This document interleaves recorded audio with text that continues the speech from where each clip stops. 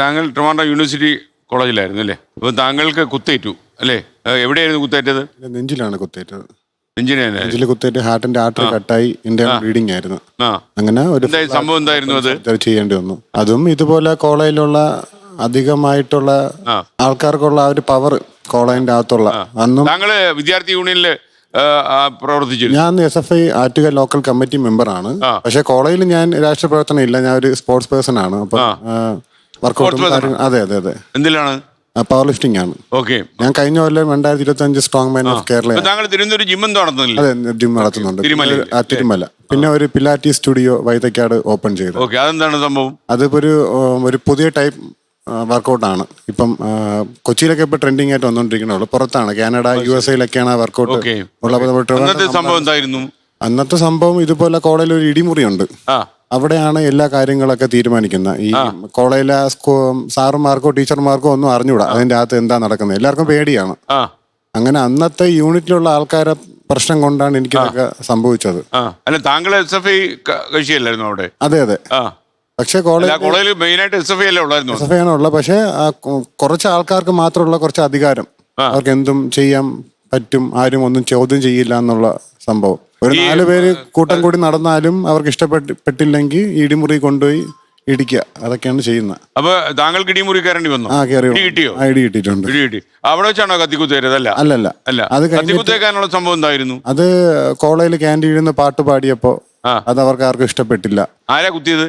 ശിവരഞ്ജിത്ത് എന്ന് പറയും. ശിവരഞ്ജിത്ത് കേസ് നടക്കുന്നുണ്ട്. ഇപ്പൊ എന്റെ കേസ് ഇപ്പം കോടതിയിൽ. കൊല്ലാൻ വേണ്ടി കുത്തിയതാണോ അതോ? അതെ അതെ, കൊല്ലാൻ വേണ്ടി കുത്തിയതാണ്.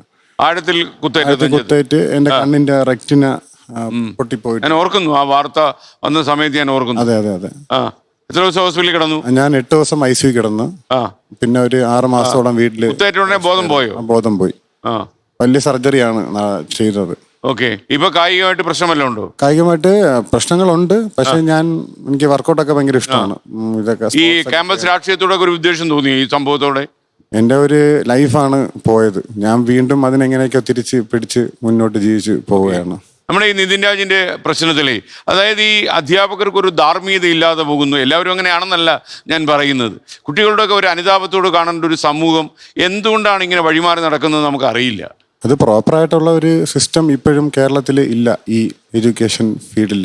പ്രത്യേകിച്ച് ഈ കോളേജിലൊക്കെ. സ്കൂളുകളൊക്കെ ഇപ്പം വേറെ പ്രശ്നങ്ങളൊന്നും ഇപ്പോൾ സ്കൂളുകളിൽ കാണുന്നില്ല. എല്ലാം ഈ കോളേജ്, ആൺകുട്ടി പെൺകുട്ടി, എന്താ പറയാം, ഗ്രേസ് മാർക്ക് കൊടുക്കത്തില്ല. പിള്ളേർക്ക് പേടിയാണ് ടീച്ചർമാരൊക്കെ പറഞ്ഞത്. എപ്പോഴും ഫ്രണ്ട്ലി ആയിട്ട് നിന്നാലേ അവരെ കൂടെ നിന്ന് കാര്യങ്ങളൊക്കെ ചെയ്തു പോകാൻ പറ്റുള്ളൂ. കാരണം പണ്ടൊക്കെന്ന് വെച്ചാൽ ഒരു കോളേജിൽ കുട്ടിക്ക് എന്തെങ്കിലും സംഭവിച്ചാൽ ആ കുട്ടിയുടെ വീട്ടിൽ നിന്ന് അധ്യാപകരും മറ്റുള്ള കുട്ടികൾ ഇറങ്ങത്തില്ല, അവരവിടെ തന്നെ ഉണ്ടാവില്ല. പക്ഷെ ഇതിപ്പോൾ ഒരാൾ പോലും തിരിഞ്ഞു നോക്കുന്നില്ല എന്ന് പറയുമ്പോൾ ഇതെന്തോ മറ്റേതൊരു രാജ്യത്ത് നടന്നൊരു സംഭവം പോലെയാണ് ഈ മാനേജ്മെന്റ് കാണുന്നത്. നമ്മൾ എല്ലാ ദിവസവും രാവിലെ നമ്മൾ ഈ മോർണിംഗ് ഷോയിലൊക്കെ നിൽക്കുമ്പോൾ ആ കോളേജിൽ നിന്ന് ആരെങ്കിലും അന്വേഷിച്ചു പോയോടെ എന്ന് നമ്മൾ തന്നെ ന്യൂസ് ഡെസ്കിൽ ചോദിക്കുമായിരുന്നു. ഇപ്പം അങ്ങനെ ഒരു കാര്യം ഇപ്പം അത് താല്പര്യമില്ല. ഒരു പക്ഷേ കാലം മാറി ഉണ്ടാവും അല്ലേ? ഓക്കെ.